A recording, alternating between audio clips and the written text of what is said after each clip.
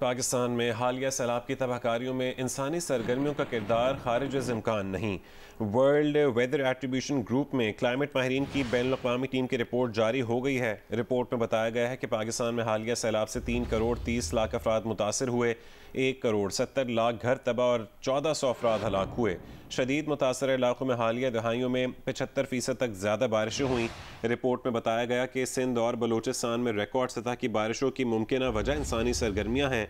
सनती दौर की इंसानी सरगर्मियों ने आलमी हरारत को 1.2 डिग्री सेंटीग्रेड तक बढ़ाया है। मौसमियाती तगय्युर ने सिंध और बलूचिस्तान के लिए 5 रोज़ा मजमूई बारिश को 50% तक बढ़ाया। इंसान के पैदा करदा ग्रीन हाउस गैसेस के अखराज के बगैर ऐसे वाक़यात का इम्कान कम है। इसका मतलब है मौसमियाती तगय्युर ने शदीद बारिशों के इम्कान को बढ़ा दिया। पाकिस्तान में वही हुआ जिसका इम्कान सालों से मौसमियाती पेशगोइयों में जाहिर किया जा रहा था। आलमी इदारा मौसमियात का कहना है दुनिया में मौसम से मुतालिक सानिहात 50 सालों के दौरान 5 गुना बढ़े। दुनिया में मौसमियाती सानिहात में औसतन रोज़ाना 115 अमवात होती हैं। इंतबा ऐसे वक्त सामने आया जब नवंबर में COP27 के सरबराह इजलास की तैयारियां की जा रही हैं।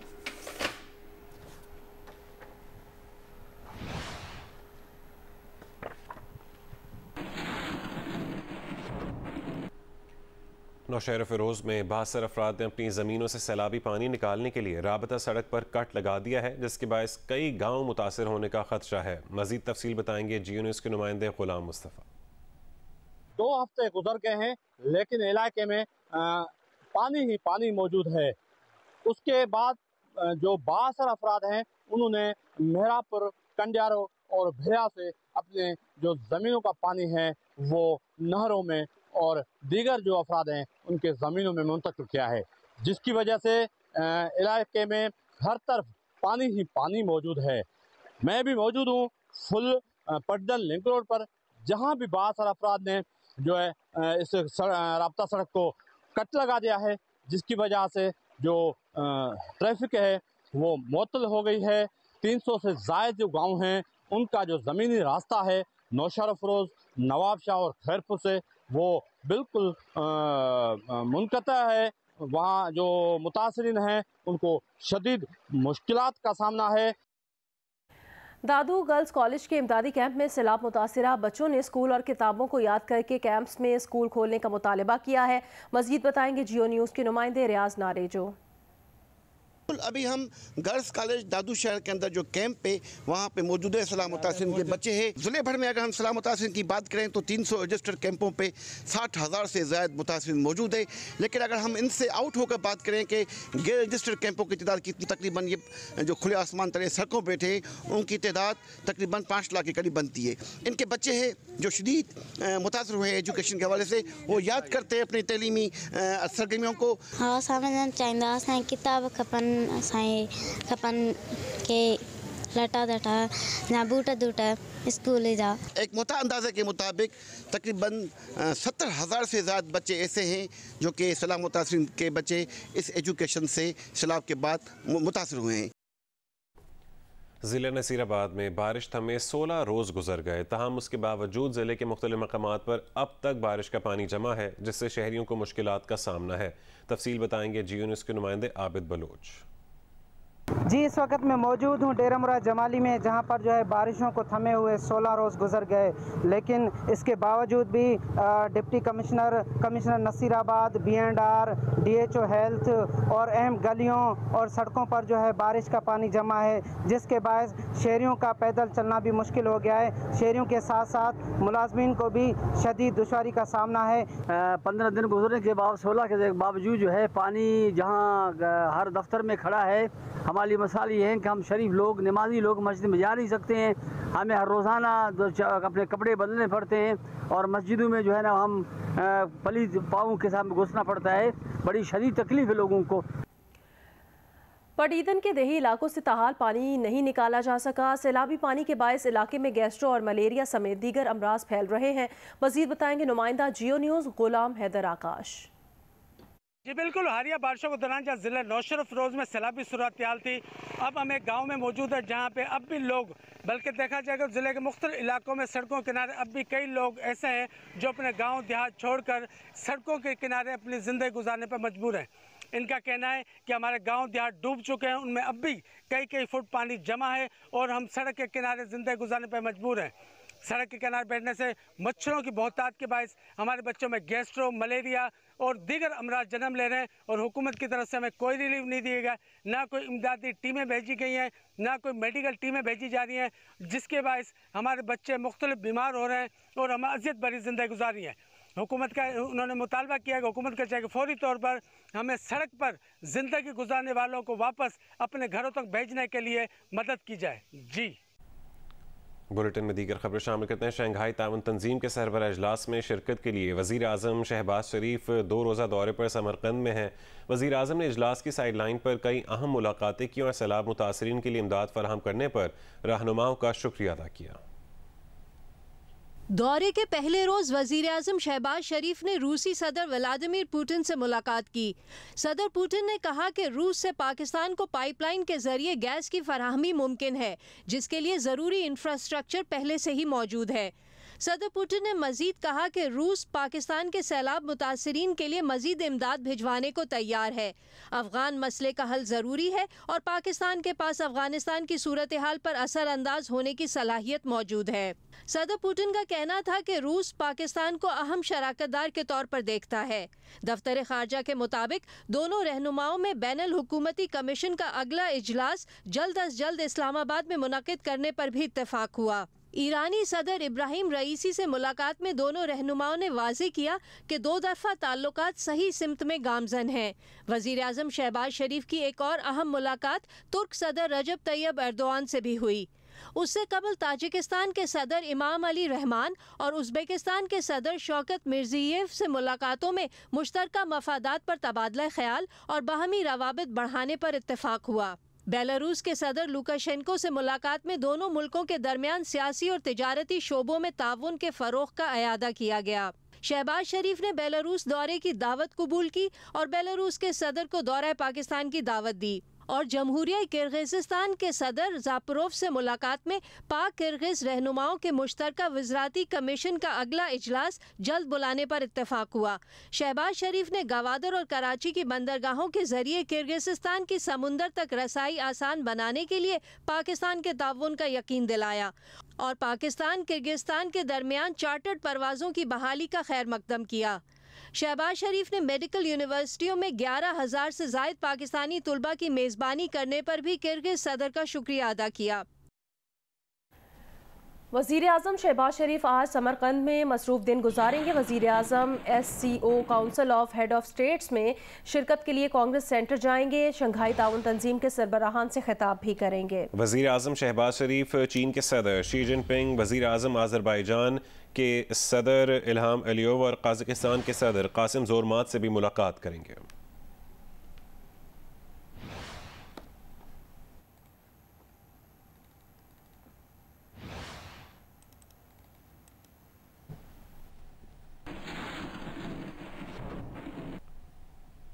इस्लामाबाद में सुबह सवेरे बाज़ मकामात पर हल्की बारिश हुई है। महकमा मौसमियात के मुताबिक आइंदा 24 घंटों के दौरान मजीद बारिश का इम्कान है। तफसील बताएंगे मोहम्मद कामरान। जी, महकमा मौसमियात के मुताबिक आइंदा 24 घंटों के दौरान मुल्क के बेशतर मैदानी इलाकों में मौसम गर्म और खुश्क रहेगा। ताहम शुमाली पंजाब, बालाई खैबर पख्तूनख्वा, कश्मीर, गिलगित बल्तिस्तान में तेज़ हवाओं और गरज चमक के साथ बारिश का इम्कान है। इस्लामाबाद के मौसम की हम बात करें तो इस्लामाबाद में इस वक्त सुबह के औकात में जो है वो बाज़ मकामात पर हल्की हल्की हवाओं के साथ जो है वो बूंदाबांदी का सिलसिला जारी है और बाज़ मकामात पर तेज़ बारिश भी हो रही है। महकमा मौसमियात का कहना है आइंदा 24 घंटों के दौरान इस्लामाबाद में मज़ीद बारिश होने का भी इम्कान है। जी, chief justice Pakistan justice Umar Ata Bandial के नए अदालती साल की तकरीब में तकरीर पर सुप्रीम कोर्ट के 2 सीनियर जजेस का सख्त रद्दमल सामने आया है। सुप्रीम कोर्ट में ज़ेर समात मुकदमात और जुडिशल कमीशन इजलास पर चीफ जस्टिस ऑफ पाकिस्तान की जानिब से रायज़नी पर सख्त तनकीद की गई है। जस्टिस काजी फाइज ईसा और सरदार तारिक मसूद ने चीफ जस्टिस ऑफ पाकिस्तान और जुडिशल कमीशन के अरकान के नाम खत में क्या कहा है, ये देखिए अब्दुल कयूम सिद्दीकी की रिपोर्ट में। हमने हमेशा कोशिश की कि गैर जरूरी तनाज़ा से ग्रेज करें, लेकिन चीफ जस्टिस के खिताब ने हमें शशदर और निहायत मायूस किया। चीफ जस्टिस ने सुप्रीम कोर्ट के फैसलों का दिफा किया, तनकीद का जवाब दिया और सुप्रीम कोर्ट की जानिब से यकतरफा बात की। सुप्रीम कोर्ट तनहा चीफ जस्टिस पर मुश्तमिल नहीं। चीफ जस्टिस ने ज़ेरे समात मुकदमात पर तबसरा किया जो निहायत परेशान कुन था। जुडिशल कमीशन के फैसलों का जिक्र करना सबसे ज्यादा नामुनासिब और गैर माकूल अमर था। चीफ जस्टिस को जेब नहीं देता कि वो जुडिशल कमीशन के अरकान पर हमला करें। ये सब कहा सुप्रीम कोर्ट ऑफ पाकिस्तान के सीनियर तरीन जज जस्टिस काजी फाइज ईसा और जस्टिस सरदार तारिक मसूद ने। चीफ जस्टिस पाकिस्तान और जुडिशल कमीशन के अरकान के नाम खत में मजीद कहा गया कि चीफ जस्टिस की तकरीर के दौरान हम दाएं बाएं बैठे थे, मगर तकरीब के वकार के तहफ़्फ़ुज़ की खातिर चीफ जस्टिस की तकरीर के दौरान खामोश रहे। चीफ जस्टिस की तकरीर की मीडिया में वसी पैमाने पर अशात हुई, इसलिए वजाहत देने पर मजबूर हैं। जजेस का खत में कहना है कि चीफ जस्टिस ने तकरीर में कहा कि आईनी इदारों की तहकीर, इनके तकद्दुस की पामाली और उन पर हमला नहीं होना चाहिए, लेकिन खुद चीफ जस्टिस ने जुडिशल कमीशन का फैसला न मानकर इसकी तहकीर की।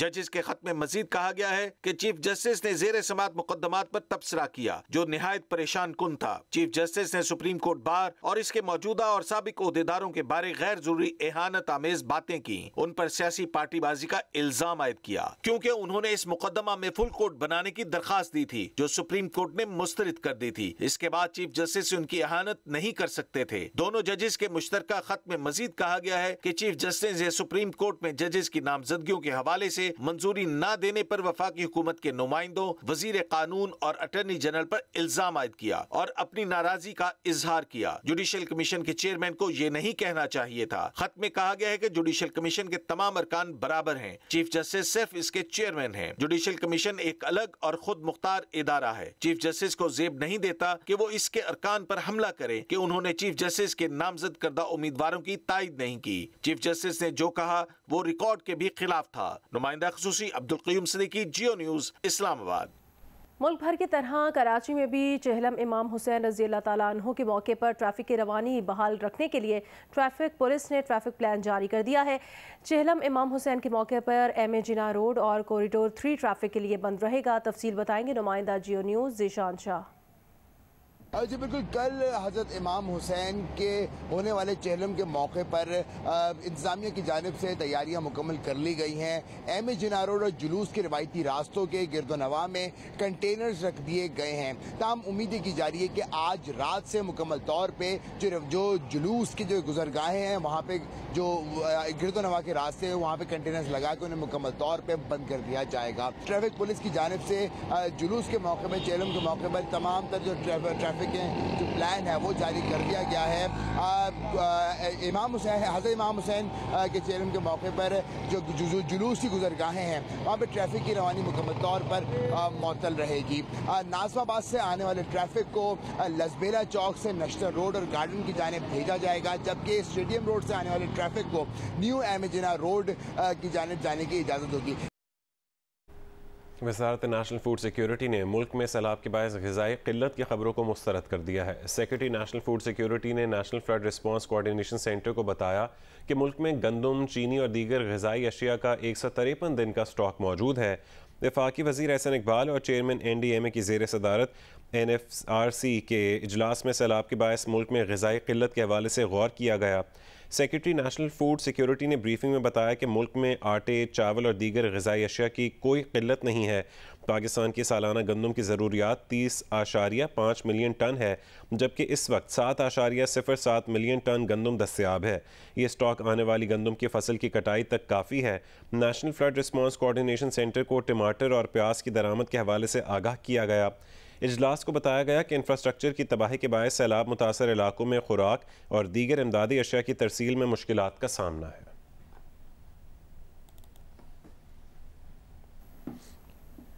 बिजली गैस की कीमतों में बेतहाशा इजाफे ने प्रोसेसिंग इंडस्ट्री को बहरान में धकेल दिया है, जिससे कारखाने बंदिश और पैदावारी में कमी पर मजबूर हो गए हैं। सनतकारों ने हुकूमत से ड्यूटी और टैक्स फ्री तेल और कोयले की दरामद का मुतालबा किया है। रिपोर्ट करेंगे इरफानुल्लाह।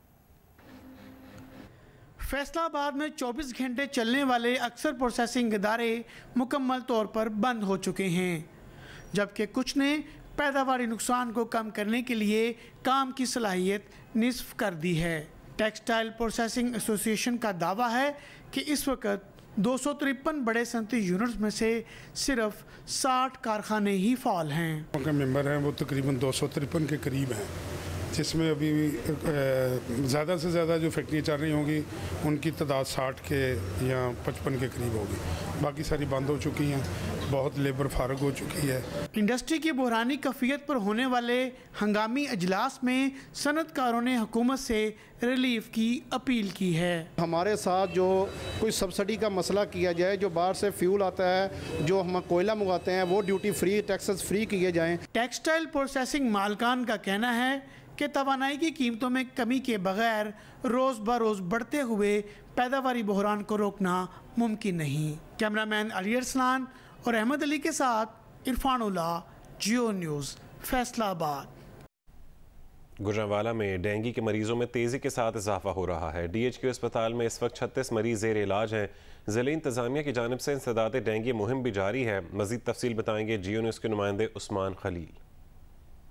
आज ही गुजरांवाला में भी डेंगू के वार तेज़ी से जारी हैं और इस वक्त DHQ अस्पताल में डेंगू के 36 मरीज ज़ेर इलाज हैं और गुज़िश्ता 24 घंटों के दौरान एक खातून मरीज़ा की डेंगू के बायस हलाकत हुई, जिसका ताल्लुक गुजरांवाला के इलाके जंडियाला बाग से था। जबकि इस बारे में हमारी महकमा सेहत की DHO डॉक्टर सोफिया से बात हुई तो उनका कहना था कि गुजरांवाला में डेंगू का वार तेज़ी से जारी है और गुज़िश्ता 6 माह के दौरान 176 अफराद में डेंगू की तशखीस हुई और शहरी भी डेंगू के खात्मे के लिए अपना अहम किरदार अदा करें, अपने घरों और इर्द गिर्द के माहौल को साफ रखें और बिला वजह छतों और या दीगर अपने लॉन्स में बारिश या दीगर पानी खड़ा ना होने दें। जबकि ज़िले इंतज़ामिया की भी इंसदाद डेंगू मुहिम जारी है। ज़िले इंतज़ामिया की टीमें मुख्तलिफ फैक्ट्रियों और दीगर मकामात पर खुद जाकर रोज़ इंस्पेक्शन कर रही हैं। जबकि ज़िले इंतज़ामिया के मुताबिक रवां माह के दौरान 80 मुख्तलिफ मकामात पर डेंगू का लार्वा बरामद हुआ, जिसे जदीद तरीके से साफ किया गया।